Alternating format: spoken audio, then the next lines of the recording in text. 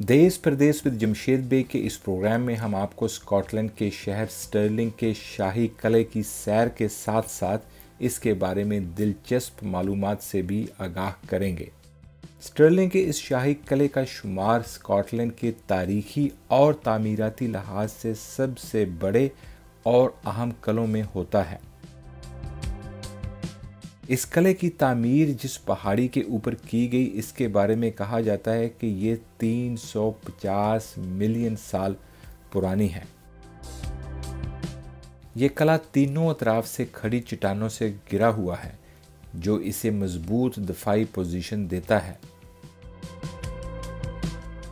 इस किले की इब्तदाई तामीर के शवाहद 7वीं और 8वीं सदी में मिलते हैं, लेकिन तब इस जगह को स्टर्लिंग की बजाय आयोडेव के नाम से जाना जाता था। सन 655 में इंग्लैंड की एक रियासत मर्सिया के बादशाह पेंडा ने रियासत बर्नशिया के बादशाह ओस्वी का मुहासरा इस मुकाम पर किया। 30 साल बाद डननिट्शन की लड़ाई में नॉर्थ अम्बरियन की शिकस्त के बाद ये इलाका पिक्टिश के कंट्रोल में आ गया। ताहम कुरून वस्ता के अवाखिर से पहले इस पहाड़ी पर किसी किस्म के किले के शवाहद मौजूद नहीं हैं। 16वीं सदी के मशहूर मौरख और तारीखदान हेक्टर बोयस ने अपनी किताब हिस्टोरिया जेंटस में दावा किया है कि जब रोमन्स ने इस इलाके पर कब्ज़ा किया तो उन्होंने इस शहर के दफा पर काफ़ी तवज्जो दी। 9वीं सदी में स्कॉटलैंड के पहले बादशाह कैनथ मैकएल्पन ने सल्तनत पिक्टिश पर कब्ज़े के दौरान स्टर्लिंग के इस शाही किले का मुहासरा किया। स्टर्लिंग के इस शाही किले का पहला रिकॉर्ड सन 1110 का है, जब बादशाह अलेक्जेंडर अव्वल ने किले के अंदर एक गिरजाघर तामीर करवाया। इस वक्त तक ये किला एक शाही मरकज़ में तब्दील हो चुका था, क्योंकि सन 1124 को बादशाह अलेक्जेंडर अव्वल की वफ़ात भी इसी किला में हुई। बादशाह अलेक्जेंडर की वफ़ात के बाद उनके जानशीं बादशाह डेविड अव्वल के दौरे हुकूमत में ये किला एक अहम इंतज़ामी मरकज़ बन गया।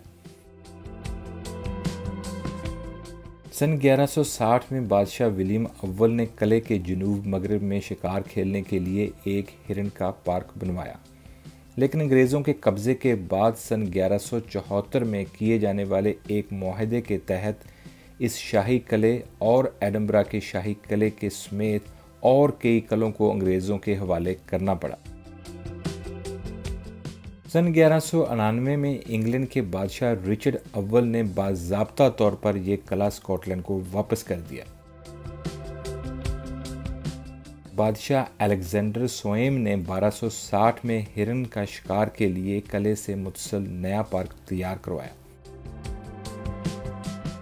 सन 1286 तक अलेक्जेंडर सोएम की वफ़ात तक ये किला शाही इंतज़ामिया का मरकज़ रहा। सन 1296 में इंग्लैंड के बादशाह एडवर्ड ने स्कॉटलैंड पर बाकायदा हमला किया, जिसके नतीजे में स्कॉटलैंड में 60 साला आज़ादी की जंग का आगाज़ हुआ। अंग्रेज़ों ने स्कॉटलैंड पर हमले के दौरान स्टर्लिंग के इस शाही किले को खाली और लावारिस पाया और इस कलीदी जगह पर कब्जा कर लिया। 11 सितंबर 1297 को स्टर्लिंग के पुल पर होने वाली मशहूर जंग में स्कॉटलैंड के बहादुर और जंगजू विलियम वॉलस ने अंग्रेज़ों को शिकस्त देकर इस किले पर कब्जा किया। अगले ही साल एक बार फिर अंग्रेज़ों के हाथों शिकस्त खाने के बाद इस किले पर बरतानवी परचम लहरा दिया गया, लेकिन 1299 में रॉबर्ट ब्रूस की फ़ौज ने एक बार फिर इस किले का मुहासरा किया, जिसके नतीजे में इंग्लैंड का बादशाह एडवर्ड हथियार डालने पर मजबूर हो गया। सन 1303 तक अंग्रेज़ों ने दोबारा बालादस्ती हासिल कर ली। इस वक्त स्कॉटलैंड के पास सिर्फ यही एक किला बचा था। अप्रैल 1304 को बरतानवी बादशाह ने इस किले का मुहासरा किया, जो कि 3 माह तक जारी रहा। बिल आखिर 20 जुलाई 1304 को स्कॉटलैंड के लीडर विलियम ओल्फेंट ने हथियार डाल दिए। बदकिस्मती से बरतानवी बादशाह इस फतह के 3 साल बाद ही वफात पा गया और एक बार फिर रॉबर्ट ब्रूस को स्कॉटलैंड का बादशाह बना दिया गया। शाही किले की तकरीबन तमाम मौजूदा इमारतें सन 1490 और सन 1600 के दरमियान तामीर की गई थीं, जब स्टर्लिंग की सल्तनत स्टुअर्ट के बादशाहों जेम्स चहारम, जेम्स पंजम और जेम्स शिशम ने इस किले को शाही मरकज़ के तौर पर इस्तेमाल किया।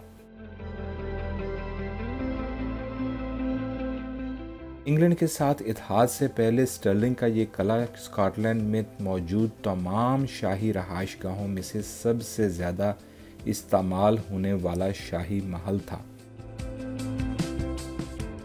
इस किला में कई बादशाहों और मलकाओं की ताजपोशी की गई, जिनमें सबसे ज़्यादा काबिल ज़िक्र स्कॉटिश मलका मैरी हैं, जिनकी सन 1542 में ताजपोशी इसी किला में की गई। इस शाही किले के कम से कम 8 मुहासरे हो चुके हैं, जिसमें से कई स्कॉटिश की जंगे आज़ादी के दौरान भी शामिल हैं। इस किले पर कब्जे की आखिरी कोशिश सन 1746 में बोनी प्रिंस चार्ली ने की, जो कि नाकाम साबित हुई।